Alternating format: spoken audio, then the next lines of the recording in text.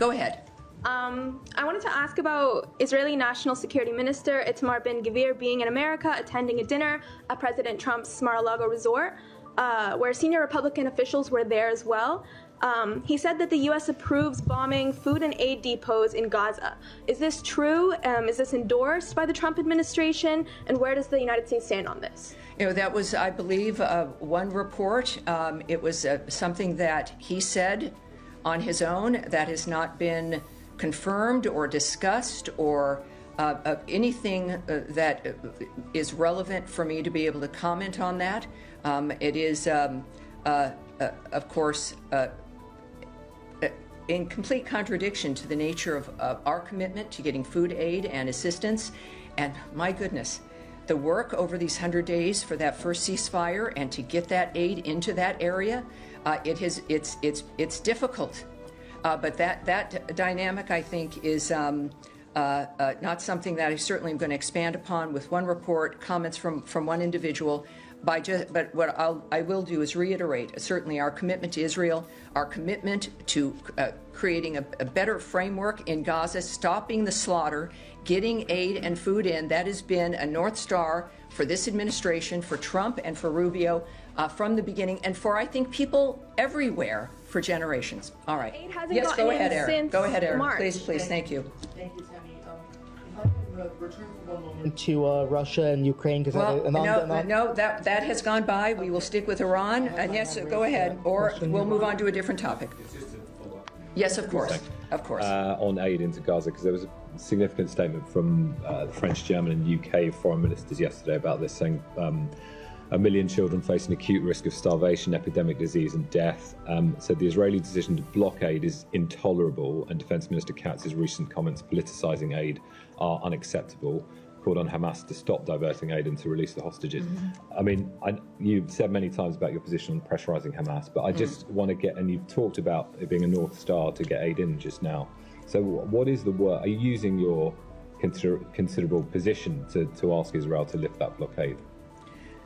Well, the last part, my considerable position to do what? The US using its position, because we haven't really heard about this part of it, to ask the Israelis or to pressure the Israelis to lift the blockade on aid. Well, directly what I can say is the United States supports the flow of humanitarian aid with safeguards to ensure assistance is not diverted, looted, or misused by terrorist groups such as Hamas and the Palestinian Islamic Jihad.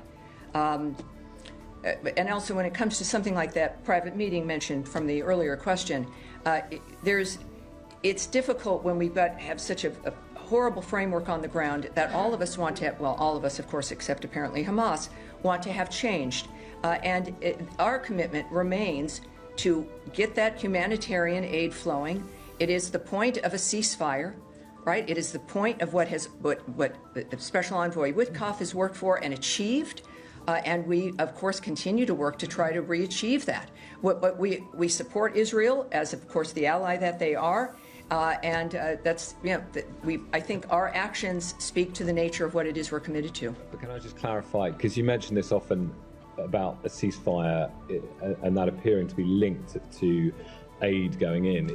Is one thing? Are you saying that there would be a reason, right? Absolutely, but there is a way to get aid in, and it was done previously, while the conflict is still continuing. And I'm just trying to understand if an agreement is conditional on aid going in for you. So are you saying that aid will, which is what the Israeli position is basically, the Israeli government, is that aid will only go in when there's an agreement. So is that... Well, yes, I won't... Look, and as you know, and perhaps it's important for me to state it for what your stories are, but I'm not going to comment on Israeli decisions, Israeli negotiations, nor am I going to speak on where things stand currently between conversations. It is what I will say about every negotiation in every situation in the world.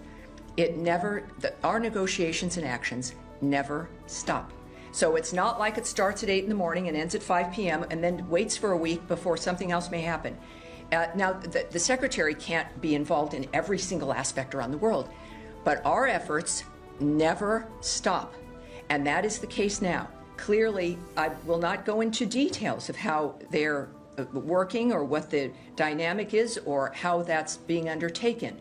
But there is something very clear in our efforts that just our efforts alone indicate is a willingness to hinge all of that, the Trump administration's legacy, the results in what is a 4-year term. We are already 3 months into it, that this is the thing that he decided mattered the most. And that is something that is going to continue to be the case in one fashion or another. I mean, clearly, we're doing many things around the world, but this is something discussed today. The Norwegian foreign minister there discussing the Ukraine-Russia situation, discussing the nature of President Trump's remarks. I think really highlight his nature when he was asked about who he was an ally of and what his commitments were. Let me see. I think he said this specifically when asked about who his allegiances were with. He said, "I have an allegiance to saving lives." And for those of you who've met him, that's not a line. It's a line I have to read, but that came from him, and that's what drives this effort, and that includes humanitarian aid, whatever region of the world it's in, and how we can get that moved through. All right.